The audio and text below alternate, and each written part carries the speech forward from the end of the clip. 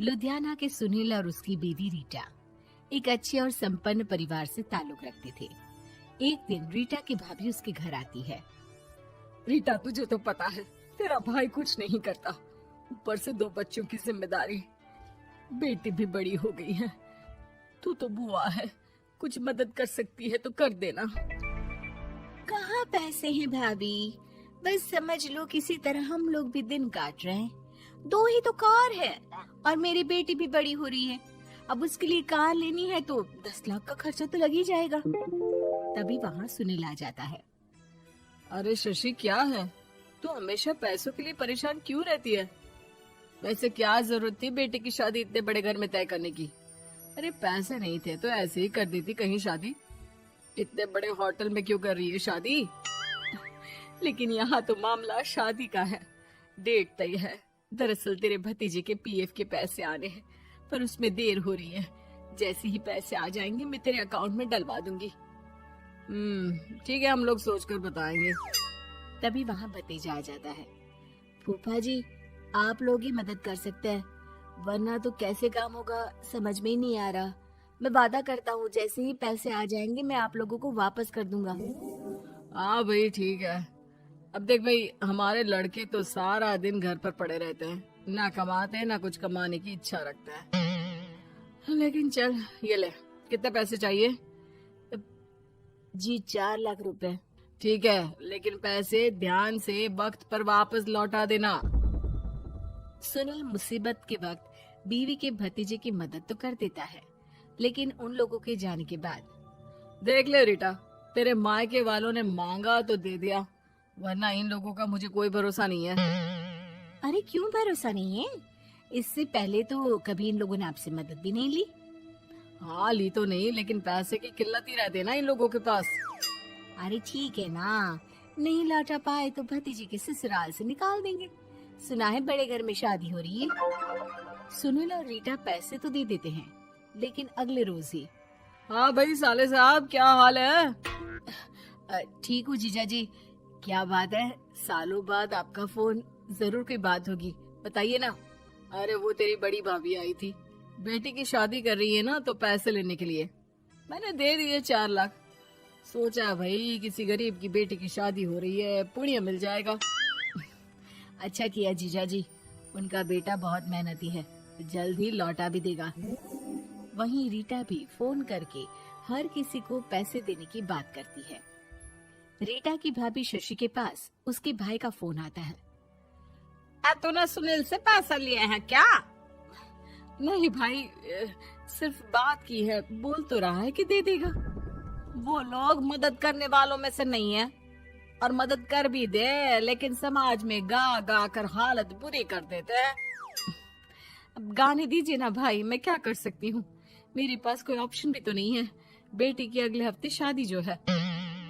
शशि की बेटी की शादी हो जाती है, लेकिन शादी के 1 महीने बाद ही सुनील का फोन भतीजे के पास आता है। हाँ भाई, शादी तो हो गई हम लोगों की दुआ से। अब देख, ऐसा ही फायदा होता है पैसे वाले रिश्तेदार हो तो। तेरे वक्त पर हम कैसे खड़े हो गए थे, लेकिन अब पैसा लौटा दे भाई। जी, मैंने पीएफ के लिए अप्लाई कर दिया था, उसकी नोटिफिकेशंस मैं आपको भी भेज देता हूँ। मुझे लगता है 10 दिन में पैसे आ जाना चाहिए। जैसे ही पैसा आएगा मैं आपके अकाउंट में डाल दूंगा। और ना जी ना, कोई नोटिफिकेशन नहीं चाहिए, पैसा चाहिए, पैसा। अब ठीक है अंकल, बस 10 दिन का समय दे दीजिए। अभी हफ्ता भी पूरा नहीं होता कि भतीजे के पास उसके गांव के दूर के चाचा का फोन आता है। अरे बेटा, क्या बात है, सुनील के कोई पैसे ले रखे हैं तो दे क्यों नहीं देता? हाँ चाचा जी, बात तो हुई थी, 10 दिन का वक्त मांगा है, उम्मीद है हो ही जाएगा।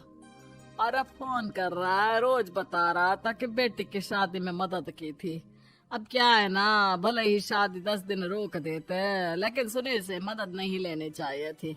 याद है ना, मधु की मदद करके कितना बदनाम कर दिया था उसने पूरे घर को सोसाइटी में। हाँ चाचा जी, मैं भी यही सोच रहा था कि उन लोगों से मदद नहीं लेनी चाहिए थी। कई लोगों के फोन आ चुके हैं। वही रीटा अपनी भाभी को फोन कर देती है। क्या है भाभी, कब पैसे लौटाओगी? पता है ना ये कितना बोल रहे थे, तुम्हारे बोलने पर मैंने पैसे दिए हैं। भाभी अब तो आपके बेटे की कार बेच दो और हम लोगों के पैसे दे दो। अरे लेकिन रीटा, बात तो 3 महीने की हुई थी ना, अभी तो 2 महीने भी नहीं हुए पैसा लिए, थोड़ा तो सब्र करो। नहीं नहीं भाभी, वैसे मेरा बेटा टिक्कू आ रहा है आप लोगों के घर रहने के लिए, उसको अच्छे से खिलाना पिलाना, समझी? भाभी को समझ में नहीं आता कि वो क्या करे। वो बेटे से बात करती है। अरे माँ, इन लोगों से मदद लेकर सच में बहुत बड़ी गलती कर दी। मुझे खुद समझ में नहीं आता कि कैसे इन लोगों के पैसे जल्द से जल्द दे दूं। तभी डोरबेल बजती है और रीटा का बेटा टिक्कू घर में आता है। आओ बेटा, मामी के घर पहली बार आए हो रहने? आप पापा बोल रहे थे कि आप लोग पैसे का ब्याज तो दे नहीं पाओगे, तो तब तक मैं यहीं रह लूं। और हाँ, मैं एसी के बिना नहीं सो पाता। आप लोग अपना देख लेना और पैसे जल्दी लौटा देना, क्योंकि मैं थोड़ा जल्दी जाना चाहता हूँ। रीटा का फोन शशि के पास आता है। भाभी, पैसे कब तक दोगे? बेटे की विदाई के बाद शशि के घर का माहौल बिल्कुल बदल जाता है। वो हर वक्त बेटे से उसके पीएफ के पैसे पूछती, और पीएफ यानी कि सरकारी काम। आजकल में पूरा 1 महीना और बीत जाता है। भाभी, मैं और ये अमेरिका जा रहे हैं, घूमने के लिए पैसों की बहुत जरूरत है। रीटा, मैं पूरी कोशिश कर रही हूँ कि जल्द से जल्द पैसे का इंतजाम कर दूं, लेकिन पक्का नहीं बोल सकती। तभी सुनील का फोन भतीजे के पास आता है। देख माना 3 महीने की बात हुई थी पैसे लौटाने के लिए, लेकिन अभी मुझे पैसों की काफी जरूरत है। मैं अमेरिका जा रहा हूँ, तो पैसे मैंने किसी से ब्याज में पकड़ लिए हैं। तू हर महीने 4 लाख का 20,000 ब्याज डाल देना मेरे अकाउंट में। सुनील फोन रख देता है, लेकिन भतीजा काफी परेशान हो जाता है।